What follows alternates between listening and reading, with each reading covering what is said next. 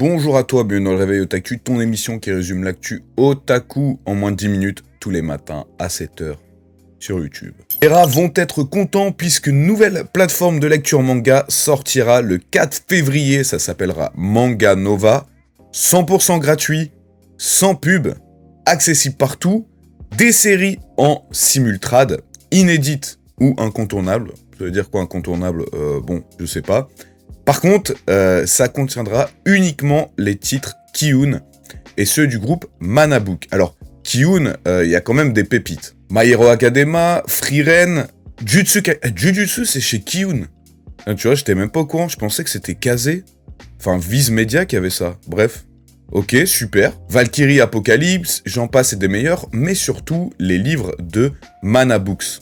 Et Manabooks, eh bien, ils font des livres un petit peu historiques, enfin où ils expliquent tout le lore, toute la conception de certains jeux vidéo, mais aussi des fois de certains mangas. Si je dis pas de bêtises, plutôt de jeux vidéo, j'en ai déjà vu passer, notamment celui de Final Fantasy. Très honnêtement, gratuite, sans pub, je pense que c'est juste une offre au commencement, malheureusement, parce que je vois pas comment ça pourrait perdurer dans le temps. Ce serait comme s'ils donnaient leur manga gratuit, ou alors ce seront que les œuvres qui ont déjà... peut-être, je sais pas, non, ils parlent de simultrade. Donc bon, je sais pas trop comment ça va se faire, moi j'y crois pas, je pense que ça va passer payant, mais c'est quand même cool. Après, faudra voir le prix de l'abonnement, si c'est 10-15 € par mois, bon, c'est pas la peine, c'est trop cher. Ce serait bien qu'on ait une plateforme qui regroupe, bon, ça n'arrivera jamais, mais tous les éditeurs de manga en France qui se mettent main dans la main. Et maintenant, en plus, c'est facile, avec les statistiques, tu peux voir, par exemple, si tu te rends compte qu'il y a eu 500 000 lecteurs, enfin, tu partages tous les bénéfices en pourcentage. Je sais pas si vous voyez ce que je veux dire, je vais pas commencer à faire les calculs parce que vous savez que je suis très mauvais, mais si tous les éditeurs commencent à faire ça et que tout le monde rend le truc payant, bah on va se retrouver dans le même problème qu'on a pour le foot par exemple, où tu avais Canal+, Bein, tu devais acheter 50 millions d'abonnements, donc c'était un petit peu chiant. Mais allez, pour Ki-hoon les gars, pour tout le catalogue de Ki-hoon et de Manabook, combien est-ce que vous seriez prêts à dépenser tous les mois? Dites-le moi dans les commentaires. Je vous rappelle que l'édition Deluxe de Slam Dunk sort aujourd'hui en France, donc le tome fera 14 €. Il y aura 24 tomes, donc ce qui fera un total de 340 € à investir. Ça fait mal surtout pour ceux qui avaient déjà investi dans la Star Edition, dont j'avais fait la promotion. Je suis désolé, je pensais pas qu'il sortirait la Deluxe après. Toutes mes excuses. Donc papier de qualité supérieure, page couleur, page en papier calque et page avec des découpages spécifiques. Alors, vous avez toujours le sort de petit mini panier à gagner pour l'édition Deluxe. Ce sera dans les librairies participantes, comme vous avez déjà dit, mais je pense pas, j'ai cherché là, Kana n'a pas diffusé les magasins participants. Donc si vous avez la liste, vous pouvez les donner en commentaire, ce serait super cool pour tous ceux qui sont intéressés. Merci beaucoup. Il me semblait avoir vu un post passer sur ça, mais j'ai pas réussi à le retrouver, donc je compte sur votre aide les gars. Un nouvel animé assez intéressant va pointer le bout de son nez le 10 février, ça s'appelle Ninja Kamui, donc c'est un animé original, et ce sera réalisé par Sungu Park, qui a fait notamment la saison 1 de Jujutsu Kaisen, et le film Zero, fait par le studio E&H Productions, qui est un nouveau studio, et qui va également produire Monster, donc issu du one-shot de Eiichiro Oda. Synopsis assez simple, Tohigan, qui est un ancien ninja, a un peu voulu quitter cette vie et s'est installé avec sa famille aux États-Unis dans la campagne.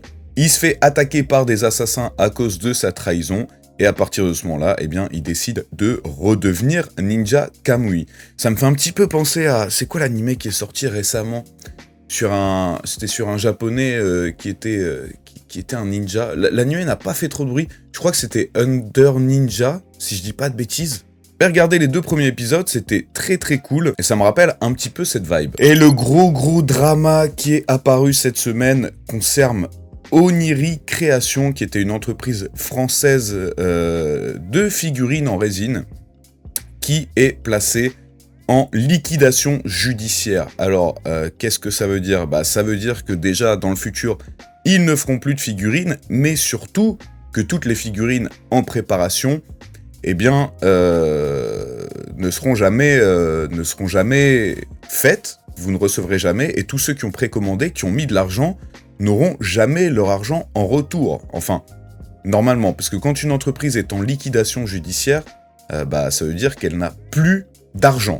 Les statuts actuellement concernés sont celles de Nami, celle de Death Note et celle de Onizuka. Et je sais que pour celle de Onizuka, eh bien, énormément de monde avait précommandé, ça avait fait pas mal le tour des réseaux sociaux. Oniri n'a plus communiqué sur leurs réseaux sociaux depuis le 20 septembre 2023. Ils ont repartagé la vidéo de Tev pour le musée des jeux vidéo, et eux n'ont rien tweeté depuis le 24 juillet 2023, ça sent vraiment pas bon, et ça soulève une question quand même assez incroyable, et ce qui fait peur, c'est, surtout dans le monde des figurines en fait, tu te retrouves à précommander des figurines de plusieurs centaines d'euros, des fois 1000 euros, et qui mettent des années à arriver, et dans les cas comme ça, liquidation du jour au lendemain, et tu ne reverras déjà, pas ta figurine, mais tu surtout reverras